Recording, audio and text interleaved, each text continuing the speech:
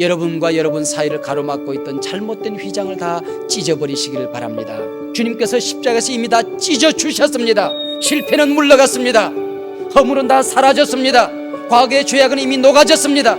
여러분, 모든 질고는 다 사라졌습니다. 저주는 떠났습니다. 믿으시기를 바랍니다. 누가 여러분을 정죄한다는 얘기입니까? 주님이 기억하지 않는 죄를 여러분은 왜 기억한다는 얘기입니까? 주님이 여러분을 귀하다고 말씀하시니만큼 여러분도 여러분 자신을 소중히 여기시기를 바랍니다. 여러분도 여러분 자신을 사랑하시기를 바랍니다. 여러분도 여러분 자신을 용서하시기를 바랍니다. 거울을 볼 때마다 존귀한 존재를 바라보고 있다는 영광스러움을 여러분이 간직하셔야 됩니다.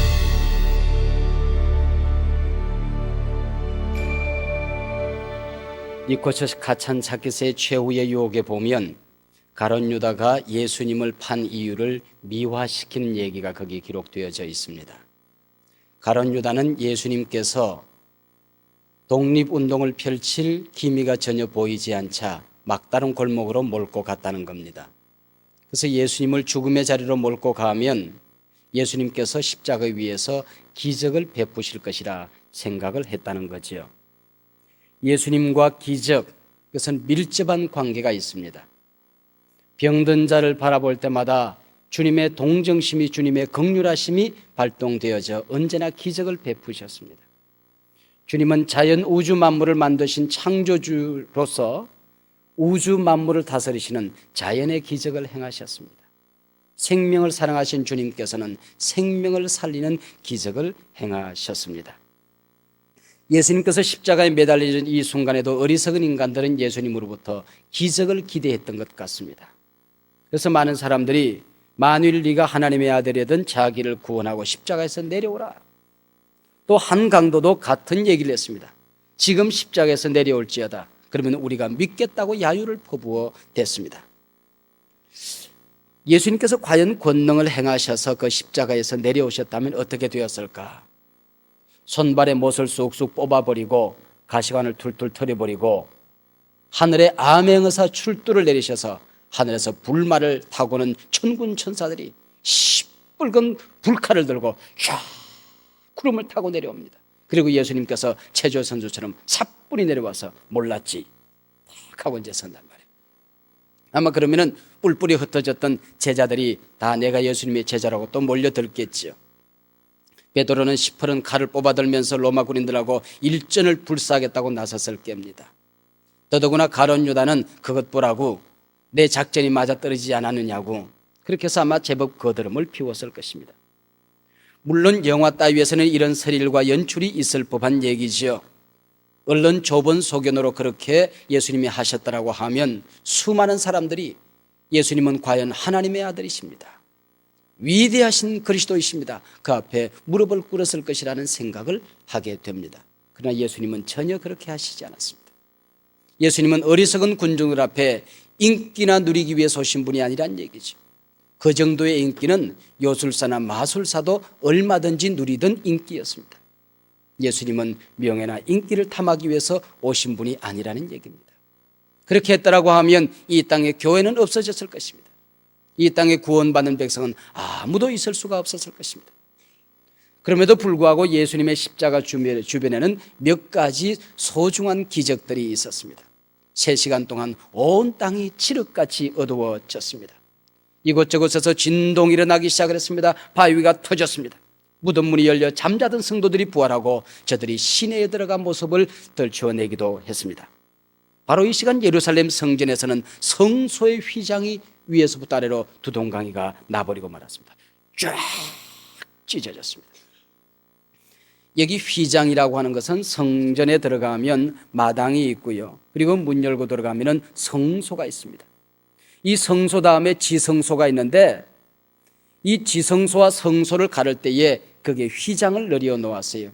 이 지성소 안에는 1년에 한 번씩 대제사장이 피를 가지고 들어가 온 백성의 죄를 하나님 앞에 사함받게 하는 그런 어떤 큰 예식이 있었습니다.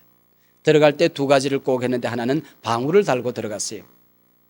거기에서 딸랑딸랑 소리가 나야만이 성소 안에서 지성소 안에서 지금 제사를 집례하고 있는 것입니다. 방울 소리가 안 들리면 대제사장이 죄를 가지고 들어갔기 때문에 거기서 죽는 겁니다. 그리고 그게 몸에다가 긴 끈을 매달아서 성소에다가 붙들어 놓고 거기에 들어가는 겁니다. 거기서 만약에 대제사장이 죽기라도 하면 아무도 거기에 들어가지 못하는 겁니다. 하나님의 영광을 보기 때문에 그 자리에서 벼락이 떨어져 죽는 거죠.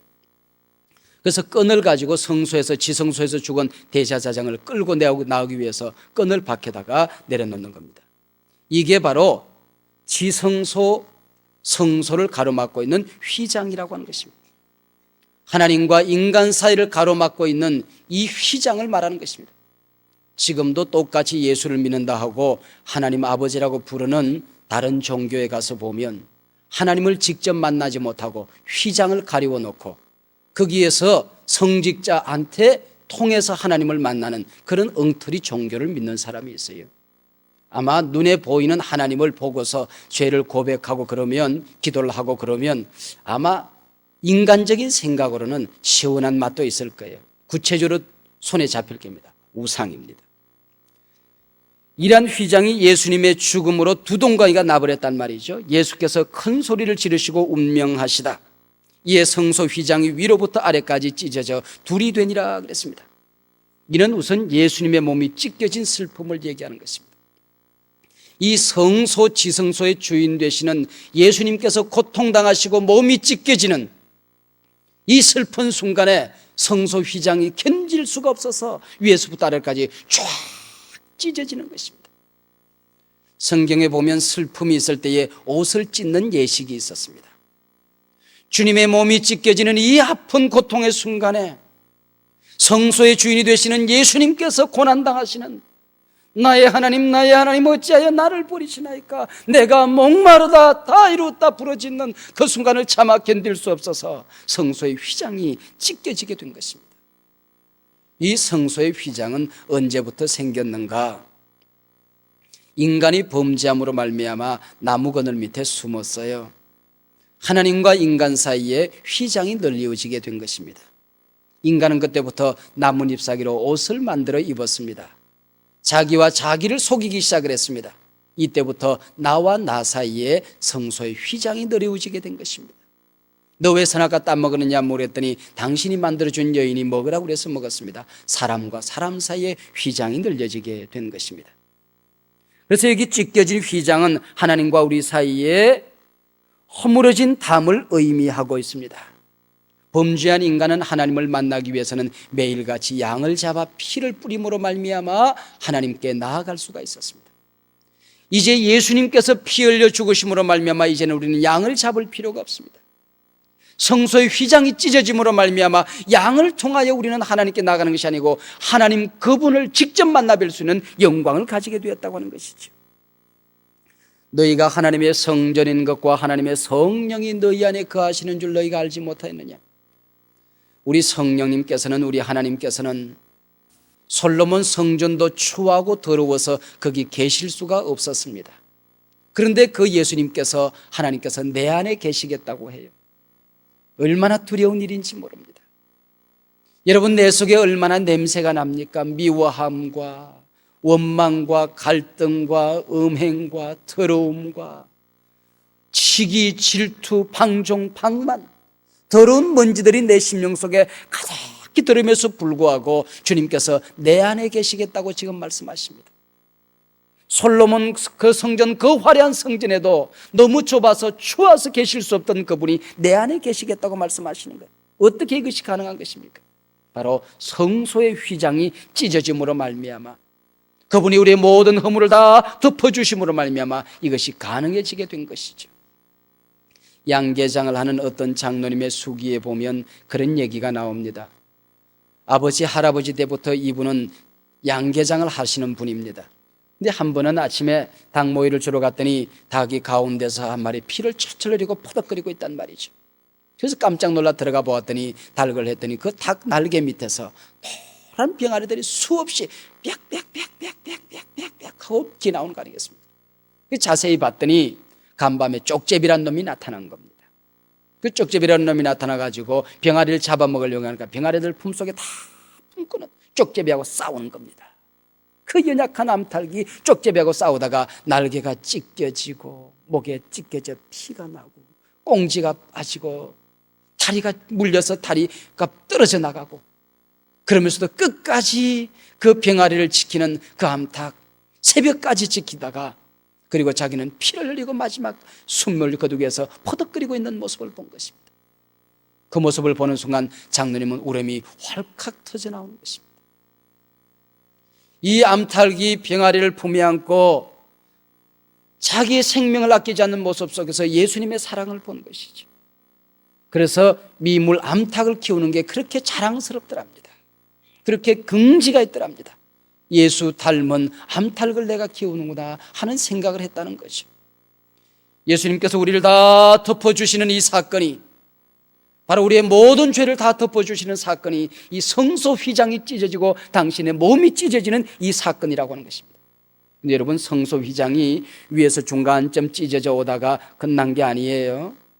가위를 가지고 성소 휘장을 구멍을 몇 군데 내놓은 정도가 아닙니다. 위에서부터 아래까지 완전히 찢어버린 것입니다. 키가 큰 자도 들어갈 수 있게끔, 키가 작은 자도 들어갈 수 있게끔, 큰 사람도 들어갈 수 있게끔, 어린아이도 들어갈 수 있게끔, 강도도 창녀도 더러운 사람도 이방인도 누구나 다 주님의 이름으로 누구든지 자 하나님 앞에 나아갈 수 있도록 하기 위해서 성소 휘장이 남김없이 위에서 아래까지 쭉 찢어졌단 말이에요. 할렐루야. 성소의 휘장이 찢어짐으로 말미암아 우리는 오늘 하나님 앞에 나오게 되는 것입니다.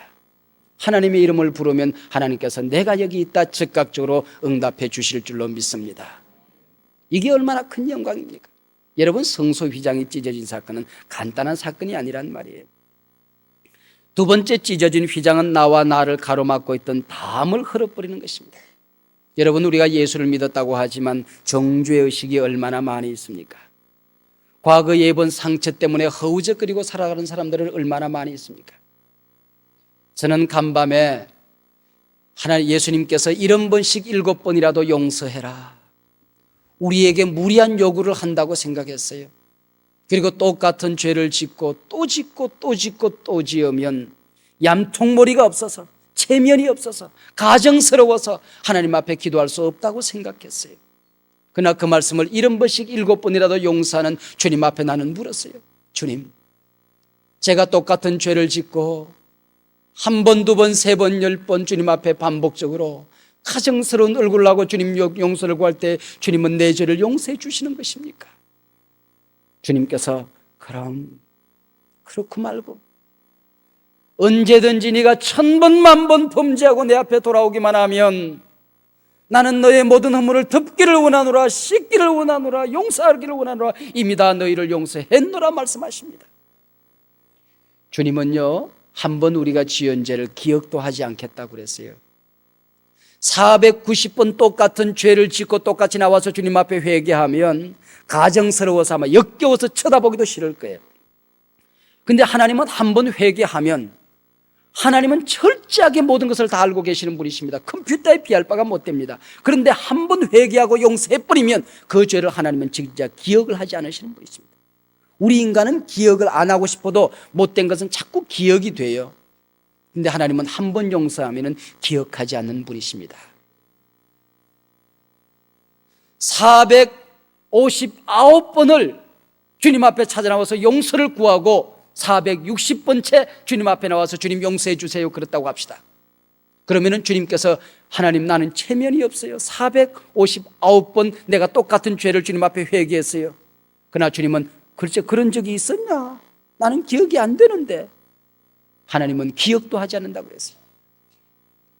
이 의미를 구약 성경에 보면 우리가 용서했다 그렇게 말하는데 여러 가지 뜻이 덮어버렸다는 얘기가 있어요. 새벽에 우리 그 십계명 돌판을 피 묻혀서 덮어버리는 사건 우리가 배웠지요. 덮어버리는 거예요. 그리고 치워버리는 겁니다. 동이 서에서 먼 것이 멀리 옮겨버리는 겁니다. 눈이 녹아듯이 녹아져버리면 없어지는 거예요. 여러분, 눈이 녹아졌는데 그 녹아진 눈이 보입니까? 그렇게 우리를 용서하신단 말이에요. 우리는 건강한 자화상을 가질 수 있습니다.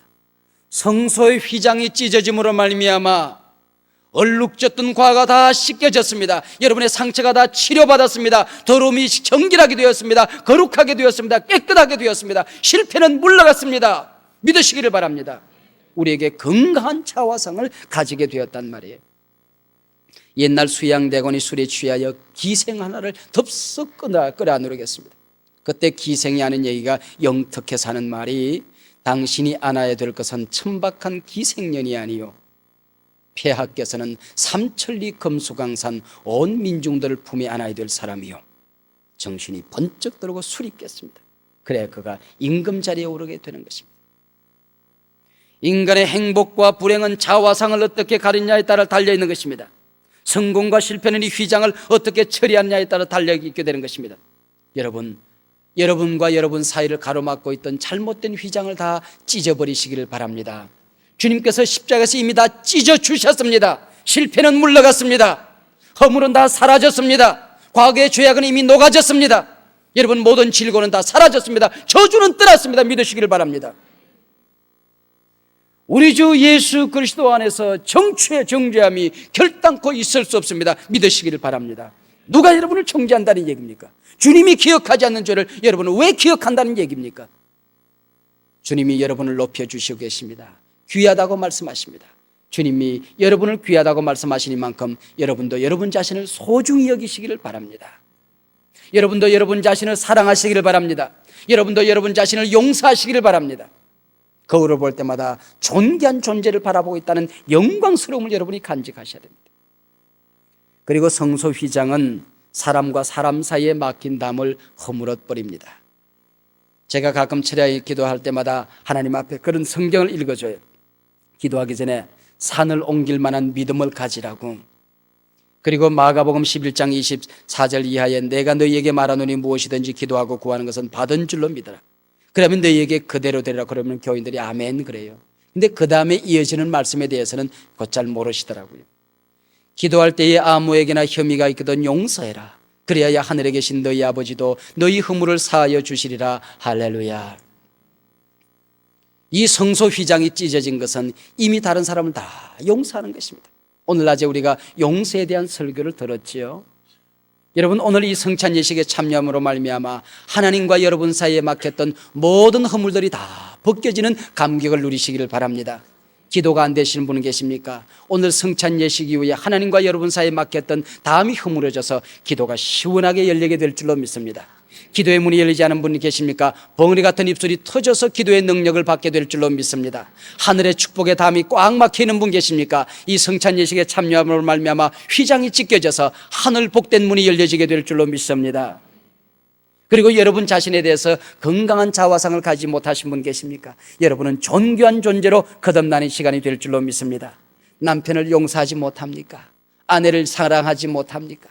부모로부터 받은 상처 때문에 못내 아파하며 사셨던 분 계십니까? 이미 다 여러분의 상처를 치료하셨고 여러분을 고치신 주님께서 여러분이 사랑하지 못했던 사람들을 사랑하게 될 수 있는 사랑의 능력이 주어지게 될 줄로 믿습니다.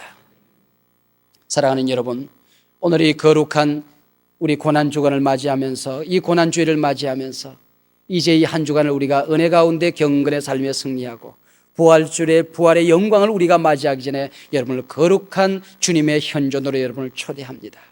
여러분이 떡을 뗄 때에 주님, 못질한 장본인이 바로 나였습니다. 저는 떡을 뗀다는 생각을 갖지 아니하고 떡을 뗄 때마다 저는 떡을 이래 어루만질 때마다 주님의 몸을 어루만지는 감격이 있어요. 그리고 주님의 떡을 떼는 것이 아니고 주님의 살을 떼는 것이 아니고 주님의 살을 찢는 아픔과 고통이 있어요. 그런 감격을 가지고 오늘 주님의 떡을 찢으시기를 바랍니다. 주님께서 떡을 떼어 먹으라 말씀하셨습니다. 잔을 받아들 때에 주님의 옆구리에 흐르는 피를 받는 여러분 감격을 가지고 이 잔에 동참하시기를 바랍니다. 여러분 사이에는 아픔이 무엇입니까? 무슨 휘장이 여러분을 내리고 있습니까?